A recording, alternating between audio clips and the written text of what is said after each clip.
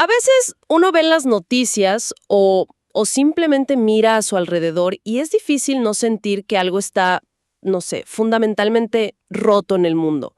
Hay tanto esfuerzo por mejorar, tanta tecnología, y sin embargo los conflictos, el dolor, parecen ser una constante. Es como si estuviéramos tratando de arreglar las grietas sin entender qué falla en los cimientos. Hoy vamos a hacer justo eso. Vamos a analizar esos cimientos. Tenemos un material increíble basado en una charla del teólogo R.C. Sproul, que básicamente investiga el problema hasta su origen. La misión es desentrañar qué es el pecado, pero no solo para definirlo, sino para ver su alcance real en 4 áreas. Nuestra relación con la naturaleza, con Dios, con los demás y con nosotros mismos. Exacto. Y el punto de partida que se plantea es crucial. Se nos recuerda que el mundo que vemos hoy no es el que, en el relato de la creación, fue declarado bueno. Hay una fractura. Y toda esta conversación gira en torno a entender esa fractura, lo que en teología se llama la caída. Es como si estuviéramos, digamos, examinando la escena de un crimen para entender qué salió tan mal. Me gusta esa analogía. Entonces, empecemos por la escala del problema. La charla menciona a Billy Graham, que siempre decía que el problema número 1 de la humanidad es el pecado. Pero lo que me pareció realmente impactante del análisis es que dice que el problema no es solo humano. Habla de una agitación cósmica. A ver, ¿cómo puede una acción humana tener un impacto a nivel cósmico? Suena desproporcionado. Suena desproporcionado. Y sin embargo, es una idea central. El argumento se basa en textos que describen a la creación entera como si estuviera gimiendo, esperando ser liberada. No es solo una metáfora poética, sino una descripción de una realidad. La lógica que se presenta es que a la humanidad se le dio un rol de dominio, de mayordomía sobre la creación. Eran los virreyes, por así decirlo. O sea que, al caer el rey... Cae el reino con él. Exactamente. Su corrupción, su fractura, salpicó a todo lo que estaba bajo su cuidado. No fue un acto aislado. Su caída arrastró a la creación. Y no es algo abstracto. El análisis da un ejemplo muy tangible: la maldición sobre la tierra. De repente, el suelo se vuelve resistente. La agricultura se convierte en una lucha. Claro, de ahí vienen los espinos y cardos. Es esa sensación de que la naturaleza a veces lucha contra nosotros, ¿no? Y esta ruptura, esta disonancia, me parece que es el primer síntoma de algo más grande. De hecho, el análisis le pone un nombre muy específico a esta condición. Así es. Usa 2 palabras que son la clave de todo: alienación y distanciamiento. Si no entendemos que partimos de un estado de distanciamiento, nunca vamos a entender por qué el mensaje central del cristianismo es la reconciliación. No puedes reconciliar algo que nunca se rompió. Y este distanciamiento se explora en 4 dimensiones. La primera, pues, ya la hemos tocado. La alienación con la naturaleza, la tierra que se vuelve hostil. Pero la segunda dimensión es, según la charla, la más grave de todas. Sin duda, es la alienación entre la humanidad y Dios. Y el análisis no lo suaviza para nada. Lo describe como una enemistad innata. La idea es que por naturaleza no nacemos como amigos de Dios que a veces se equivocan. Nacemos en un estado de rebelión. Es fuertísima esa afirmación. De hecho, hay una anécdota en la charla que me dejó pensando. Se cuenta de una entrevista donde se afirma que, al final, somos salvos de Dios. A ver, eso me suena completamente al revés. ¿Cómo que necesitamos ser salvados de nuestro propio Creador? Suena chocante, pero dentro de este marco teológico, es preciso. Se refiere a ser salvos de la justicia y la ira de un Dios que es perfectamente santo. Si Dios es justo, no puede simplemente ignorar la injusticia. Su propia naturaleza exige que el mal tenga consecuencias. Y esto choca de frente con la idea tan popular de que Dios ama a todos incondicionalmente, sin que haya ninguna tensión. Esa idea, desde esta perspectiva, ignora la gravedad de la alienación. Entendido. Es una perspectiva que te obliga a tomarte el problema mucho más en serio. La tercera dimensión de la alienación es, quizás, la más visible: la alienación del ser humano con sus semejantes. Correcto.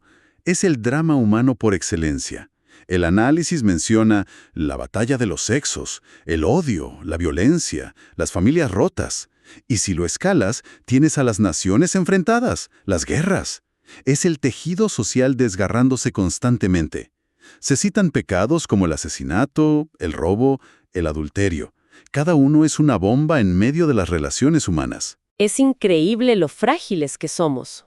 Y eso me lleva a la cuarta y última dimensión, que es quizá la más íntima. La alienación de la persona consigo misma. Exacto. Y el análisis conecta esto de una forma muy interesante con el discurso moderno sobre la autoestima. La propuesta es que el problema de la baja autoestima tiene una raíz teológica profunda. Surge porque, a través de nuestra propia maldad, nos alienamos de la persona que fuimos creados para ser. Se genera una especie de guerra civil interna. Esa idea de una guerra civil interna, creo que resuena mucho. Todos hemos sentido esa lucha entre quien aspiramos a ser y quien a veces somos. La charla menciona frases como «me odio a mí mismo» o «no me soporto». Son expresiones de esa fractura interior. Exacto. Es el conflicto de saber lo que es correcto y aún así hacer lo incorrecto, y luego vivir con ese autodesprecio. Y lo fascinante es que esta idea de alienación no es exclusiva de la teología. Cierto. Aquí es donde se introduce una perspectiva externa que me pareció muy curiosa, la de Karl Marx. Desde una trinchera ideológica completamente opuesta, él también habló de una alienación fundamental. Sí, la del trabajador con su trabajo.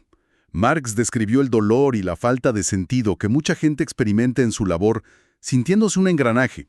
Y aunque su análisis era puramente socioeconómico, si lo pones junto al relato bíblico, la conexión es asombrosa. Apunta sin quererlo a la maldición sobre el trabajo descrita en el Edén. Es clave lo que se aclara ahí. El trabajo en sí no es la maldición. La maldición es la frustración, el sudor, el conflicto que el pecado introdujo en esa labor. Me encantó la frase que se usa. En el Edén nadie decía gracias a Dios que es viernes. El trabajo era gozo, no una carga. Es una imagen muy potente. Muestra cómo esta alienación lo impregna absolutamente todo. Vale, hemos pintado un cuadro bastante sombrío de los efectos. Hemos visto el desastre por todas partes. Pero me doy cuenta de que hemos estado usando la palabra pecado todo el tiempo sin definirla realmente. ¿Qué es, más allá de la idea general de hacer cosas malas? Es la pregunta clave. Para responderla, el análisis nos lleva a la palabra original en griego, hamartía. Y el origen de esta palabra es increíblemente visual, porque viene del campo del tiro con arco. Me encanta esa imagen. Hamartía significa literalmente errar el blanco o no alcanzar la marca. Eso cambia mucho la perspectiva, ¿no? No se trata necesariamente de ser malvado, sino de fallar el objetivo. Precisamente, se cita Romanos 3.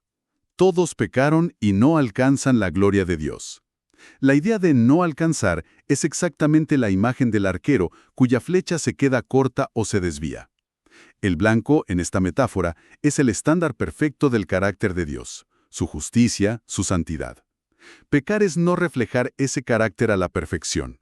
Y a partir de esa metáfora se ofrece una definición más formal, como de catecismo, que tiene dos partes, ¿cierto? Sí. La definición es: el pecado es toda falta de conformidad con la ley de Dios o la transgresión de la misma. Suena un poco técnico, pero esas dos cláusulas son cruciales. A ver, vamos a desglosarlas. Transgresión y falta de conformidad. Suenan parecidos, pero ¿cuál es la diferencia? La transgresión es la parte activa. Es cruzar una línea, violar un límite. Es cuando la ley dice, no harás esto, y nosotros vamos y lo hacemos.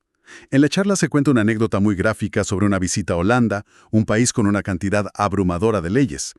La frase que escuchaba era, Meneer, u hebt de wet overtreden.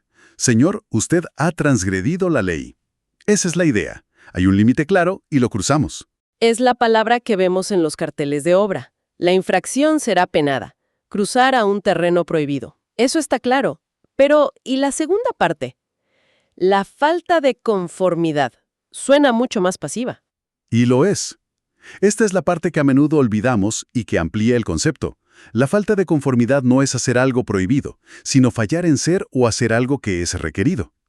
Esto nos lleva a la distinción entre pecados de comisión, hacer lo que no debemos, y pecados de omisión, no hacer lo que sí debemos.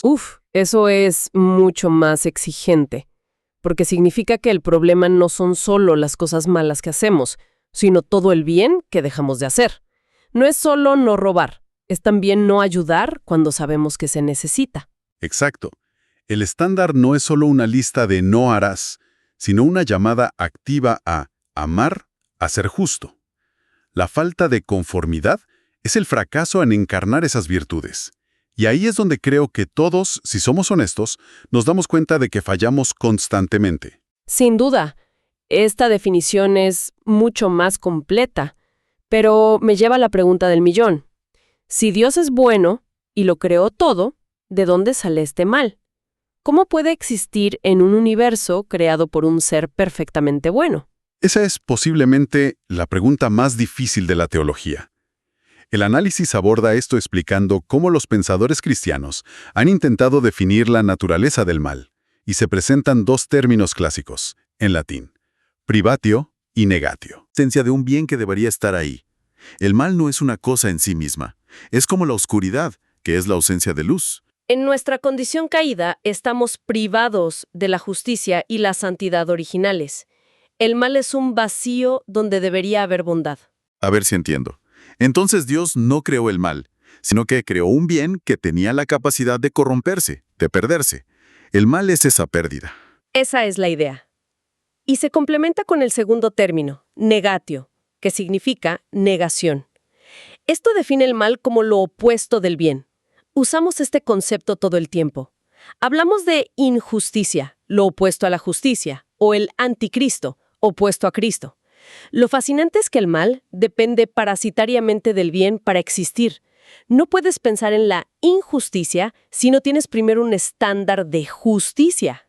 El mal es un parásito del bien. Esa imagen es muy poderosa. Pero, y aquí veo un posible problema. Si definimos el mal solo como una ausencia o negación, no corremos el riesgo de pensar que no es real. Suena como una ilusión. Y el dolor del mal es terriblemente real. Tocas el punto exacto que se aborda. Ese es el peligro de quedarse solo con esas dos definiciones. Podría llevar a una visión del mal como algo pasivo.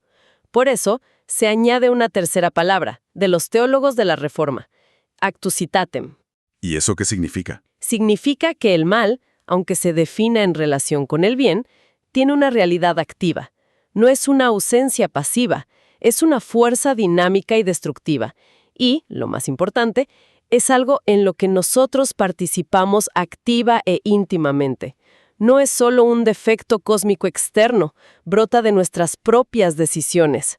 Es real porque nosotros lo hacemos real. Vaya. Entonces, resumiendo un poco, lo que me llevo de esta charla es que el concepto de pecado es mucho más grande de lo que solemos pensar. No es una lista de reglas rotas. Es una condición cósmica que genera alienación a todos los niveles y se define como fallar el objetivo del carácter de Dios tanto por acción como, y esto es clave, por omisión. Y si conectamos todos los puntos, el gran panorama es que el problema es tan radical que afecta la totalidad de nuestra existencia. Por eso, cualquier solución no puede ser un simple «pórtate mejor». Si el diagnóstico es una fractura total, la cura tiene que ser igual de radical. Por eso, la teología no habla de mejora, sino de reconciliación y nueva creación. El análisis termina con una frase muy potente. Estamos profundamente, íntimamente y personalmente involucrados en el mal. Y esto me deja con una pregunta para reflexionar. Si el mal no es solo la ausencia de bien, sino una realidad activa en la que participamos, ¿cómo cambia eso el enfoque que una persona puede darle a su propio crecimiento y a la lucha contra sus faltas? Significa, quizás, que la batalla es mucho más interna y seria de lo que a menudo queremos admitir.